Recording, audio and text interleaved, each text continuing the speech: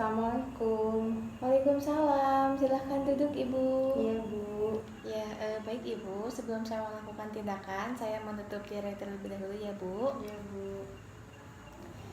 Baik Ibu, sebelumnya perkenalkan, saya Christina Ramadhani, kebetulan sedang bertugas di sore hari ini ya Bu. Iya Bu. Sebelumnya dengan Ibu siapa? Dengan Ibu Neni Bu. Iya, baik Ibu Neni, ada yang bisa saya bantu?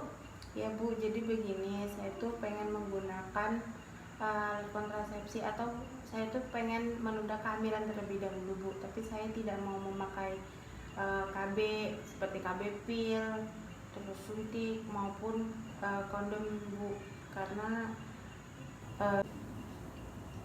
ya Bu, karena suami saya tuh suka nggak mau kalau pakai kondom Bu, jadi saya bingung mau pakai alat kontrasepsi apa. Oh baik Bu, saya simpulkan ya Bu. Jadi Ibu ini ingin menggunakan kontrasepsi tetapi tidak mau minum obat pil ya, terus kondom juga dan tidak mau memakai kontrasepsi lainnya ya Bu. Iya Bu. Ya baik, nanti saya di sini akan menjelaskan KB alamiah. Nah nanti ini di sini KB alamiah ini ada banyak ya Bu, ada 5.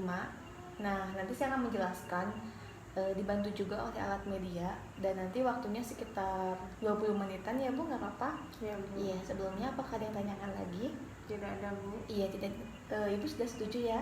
Setuju Bu. Iya baik, ini saya menggunakan media ya Bu. Iya. Ibu nanti bisa melihat dan saya akan menjelaskan dari KB alamiah itu seperti apa. Iya Bu. Ya, sudah kelihatan Bu? Sudah Bu. Iya baik, langsung saja kita mulai ya Bu. Iya. Nah, jadi sebelumnya apakah Ibu sudah tahu KB alamiah itu apa? Belum Bu. Iya baik, dari KB alamiah tersendiri ini ada 5 yang dimana yang pertama ini ada mal, terus kalender, ovulasi Billings atau lendir cervix, suhu basal, dan yang terakhir ada simptot thermal. Ya, yang pertama ini ada mal. Nah, dari mal tersendiri metode amenorea laktasi ya Bu, yang dimana mal ini kontrasepsi yang mengandalkan pemberian ASI. Nah, mal sebagai kontrasepsi bila menyusui secara penuh lebih efektif bila pemberian lebih dari 8 kali sehari Bu. Nah, terus belum haid dan umur bayi kurang dari 6 bulan.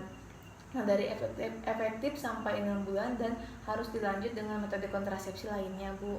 Nah, cara kerjanya pada mal tersendiri ini penundaan atau penekanan ovulasi, yang dimana menunda atau menekan terjadinya ovulasi pada saat laktasi atau menyusui. Hormon yang berperan adalah prolaktin dan oksitosin. Semakin sering menyusui, maka kadar prolaktin meningkat dan hormon gonadotropin melepaskan hormon penghambat. Nah, hormon penghambat akan mengurangi kadar estrogen sehingga tidak terjadi ovulasi, Bu. Nah, di sini ada keuntungan. Dari keuntungan tersendiri ada kontrasepsi dan non kontrasepsi. Dari kontrasepsinya efektivitas tinggi, keberhasilan 98% pada 6 bulan pertama. Nah, terus tidak mengganggu senggama, tidak ada efek samping secara sistematik juga ya Bu. Terus tidak perlu pengawasan medis, tidak menggunakan obat dan tanpa biaya juga.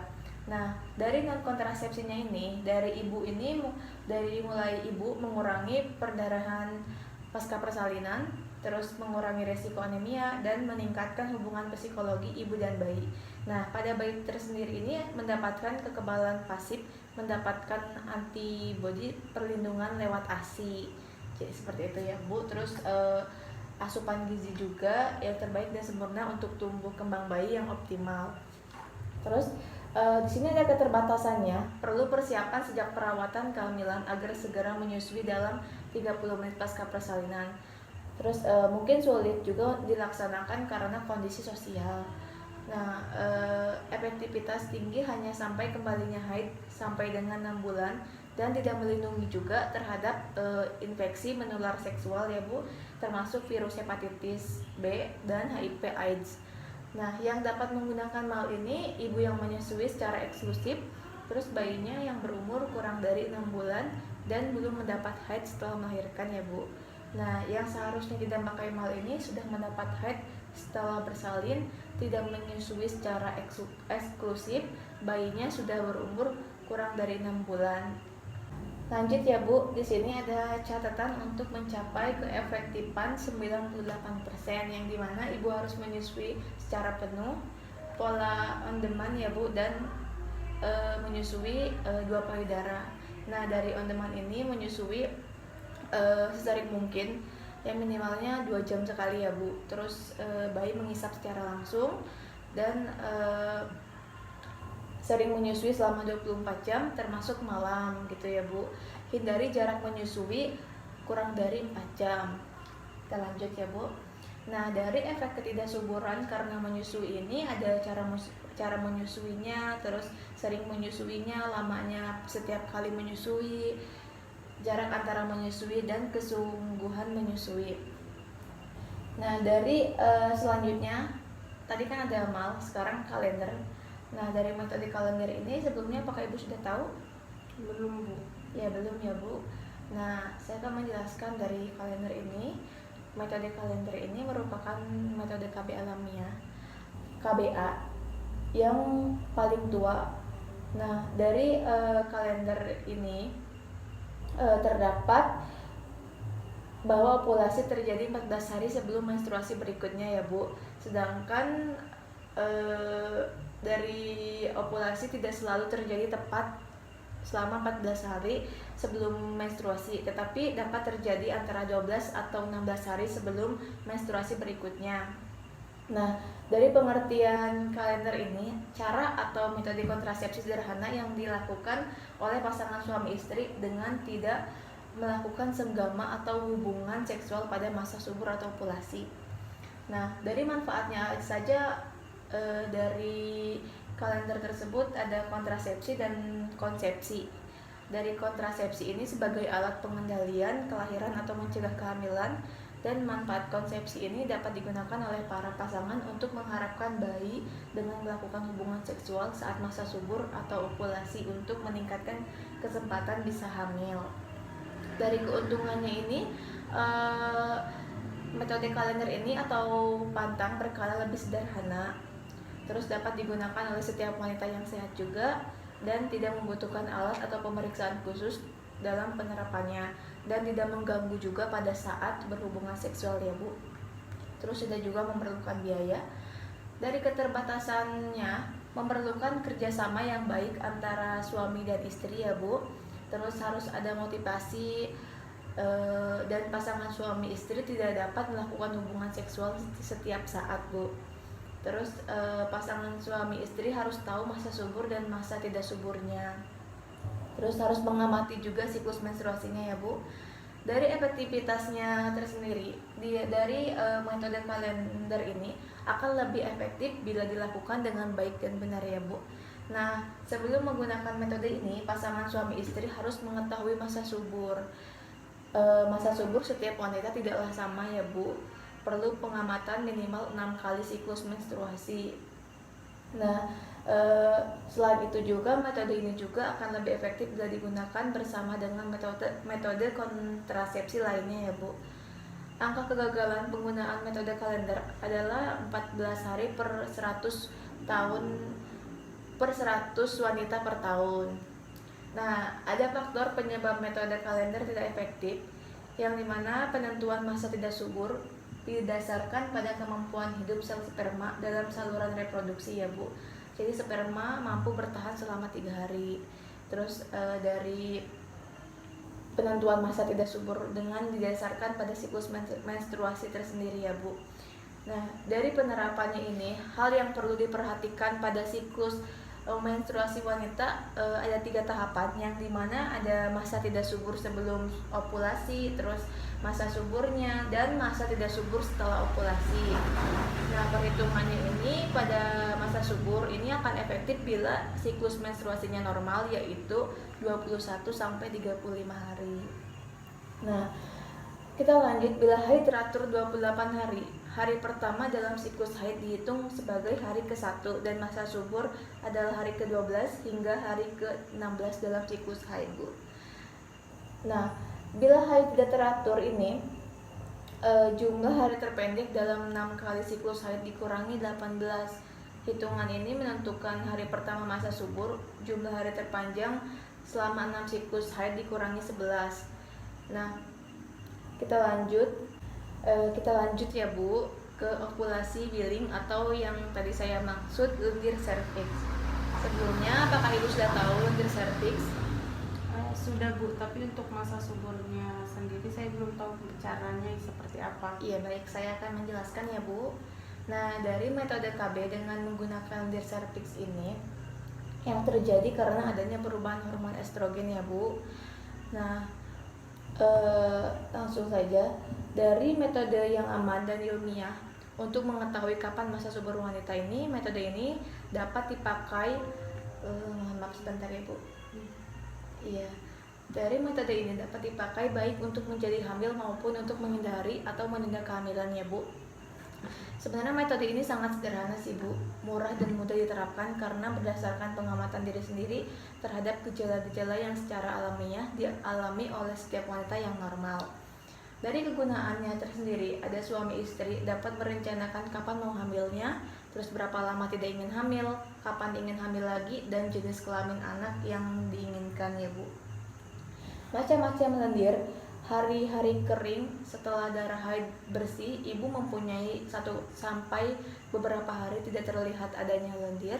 Yang kedua, hari-hari suburnya ketika terlihat lendir, lendir yang kental dan lengket ya Bu, itu lendir yang hari-hari subur. Terus ya, dan hari puncaknya ini terakhir adanya lendir licin, mulur, dan perasaan basah.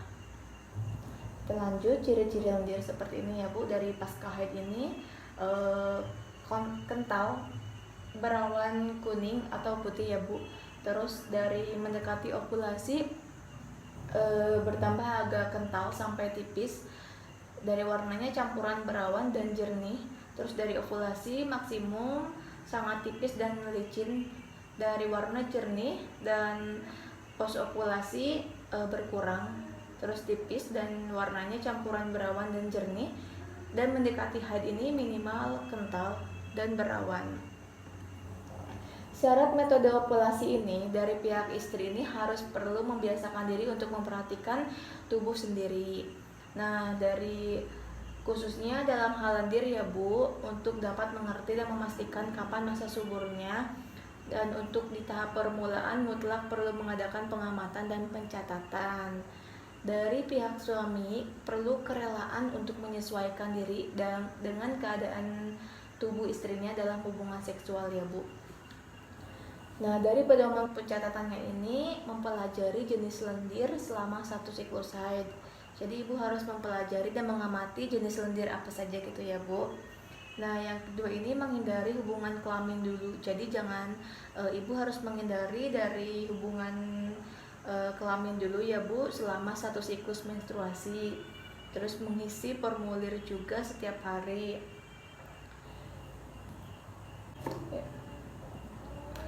Nah,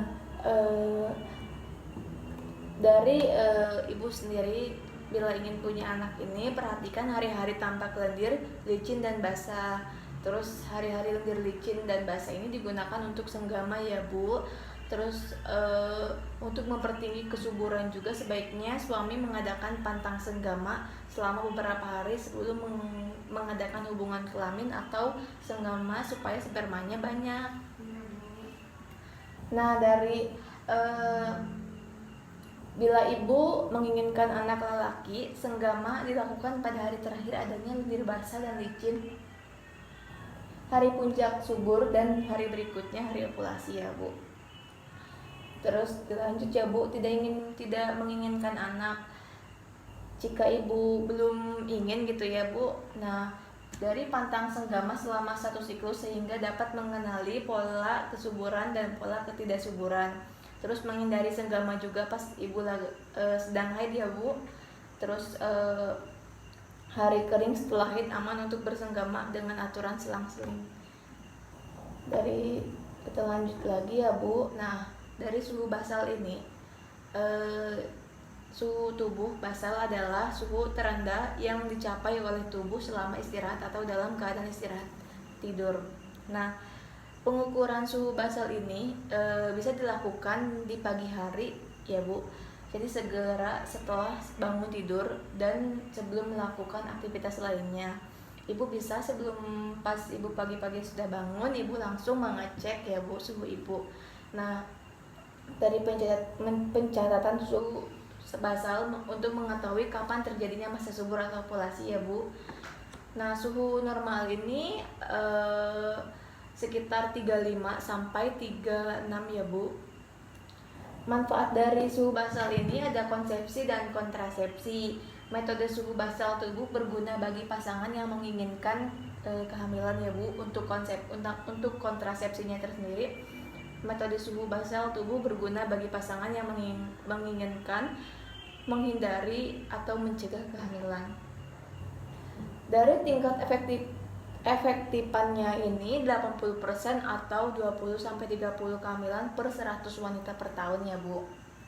Nah, faktor yang mempengaruhi metode suhu basal ini penyakit, terus gangguan tidur, merokok dan atau minuman beralkohol ya Bu, terus pengguna obat-obatan, stres juga, dan penggunaan selimut elektrik. Dari keuntungannya tersendiri meningkatkan pengetahuan dan kesadaran pada pasangan suami istri tentang masa subur atau ovulasi, membantu wanita yang mengalami siklus haid tidak teratur mendeteksi masa subur atau ovulasi, dan dapat digunakan sebagai kontrasepsi ataupun meningkatkan kesempatan untuk hamil ya Bu. Nah, dari keterbatasannya ini membutuhkan motivasi dari pasangan suami istri ya Bu, terus memerlukan konseling dan KIE dari tenaga medis juga, dan suhu tubuh ini dapat dipengaruhi oleh penyakit, gangguan tidur, merokok, alkohol, stres, dan penggunaan narkoba ya Bu, maupun selimut elektrik. Nah, pengukuran suhu tubuh ini harus dilakukan pada waktu yang sama. Jika Ibu hari ini melakukan suhu tubuh di pagi hari jam 7 pagi, Ibu harus melakukan di waktu yang sama juga ya Bu, untuk keesokan harinya. Ini membutuhkan masa pantang yang lama sih Bu.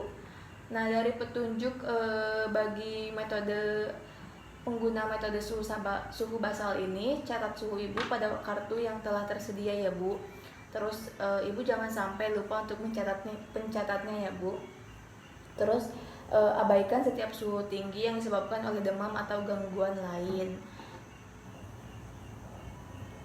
Nah, dari suhu basal ini contoh gambar ya Bu, dari mulai suhu normal hingga pada saat tidak suburnya ini